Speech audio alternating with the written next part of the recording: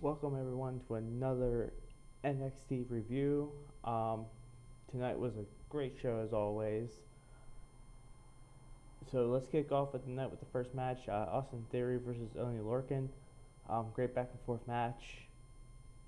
You had Pete Dunne come out and trying to distract Austin Theory, but then you had Johnny Gargano coming to help Austin Theory. So they both him and Pete Dunne brawled out of the building, and then Oney Lorcan ends up picking up the victory over Austin Theory, uh,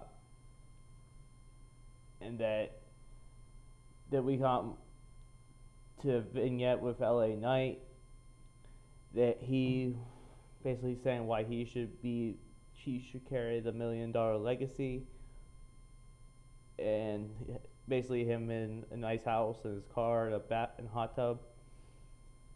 Then we go to Santos Escobar and Legado del Fantasma in the ring, saying he felt embarrassed by Bronson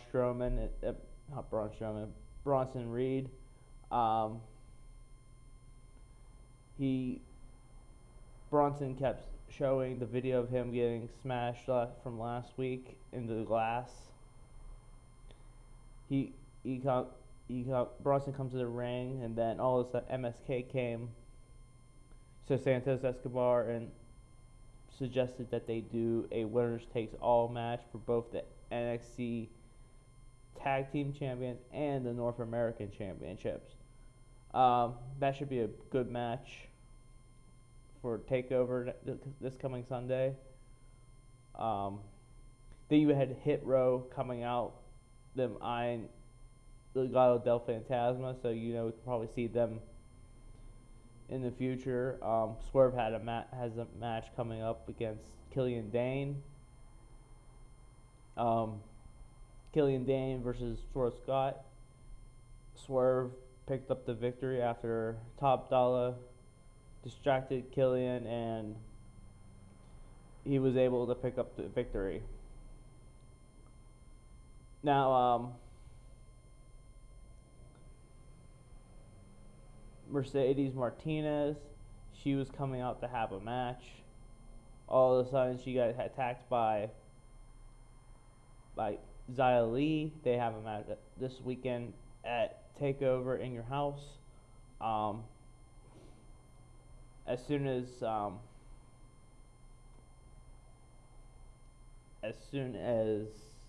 Xia Li got away from everything, Mercedes had a quick match. It was basically a jobber match, and Mercedes picked up the victory.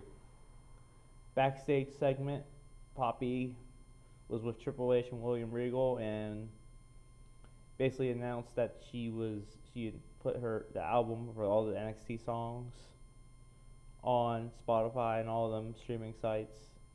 And then all of a sudden, Dexter Lumis comes and gives her a picture that he drew of her. Poppy gives her a hug, and then Indy Hartwell comes in and starts crying and leaves. And that was a good segment. So we go to the $1 Million Man Ted DiBiase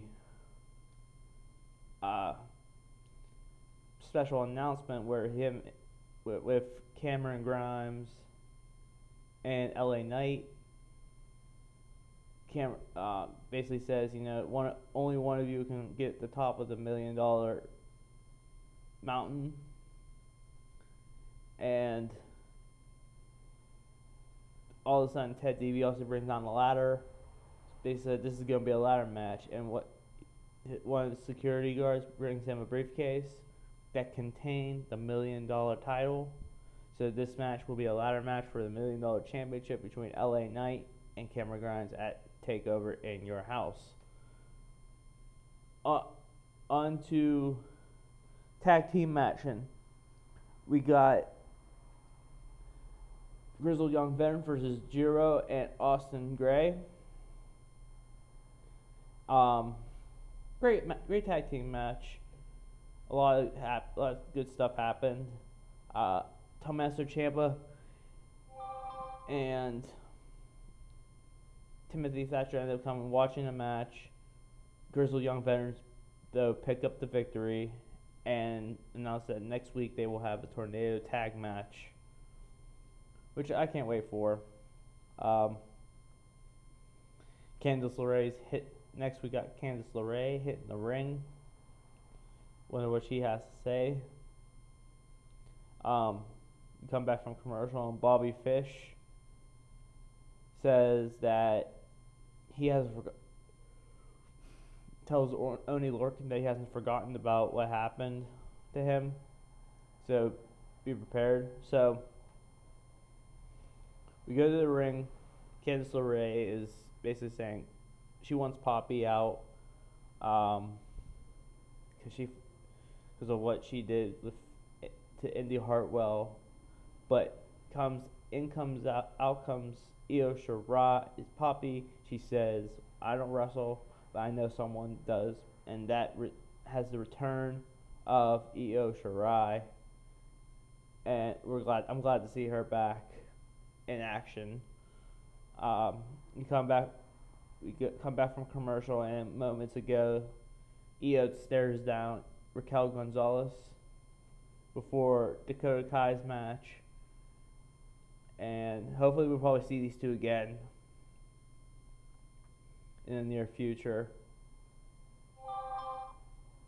Next, it's basically the final match of the evening: Ember Moon versus Dakota Kai. Great match. I didn't like the DQ finish. Should have pinned Dakota Kai clean, but obviously that didn't happen. So Ember Moon picks up the victory, but she still stands tall after hitting Raquel with the Eclipse. So that match should be really, really good on Sunday. We come to the final segment of the evening with the face-off between all 5 competitors in that Fatal 5-Way on Sunday. William Regal says you don't run NXT, and he says, well, guess what? You don't make the rules of me. And basically everyone comes out saying their piece, and then Adam Cole's basically not there. And after that, everyone starts brawling. At first, you thought Cross would stand tall just by himself by the end of the show, but it's Adam Cole who super kicks him, and that's how we end the show.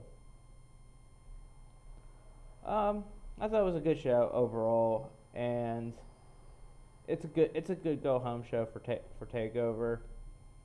People complain way too much and we'll see. Hopefully we have a good show on Sunday night. Alright, that's it for me. I hope everyone has a good night. So long.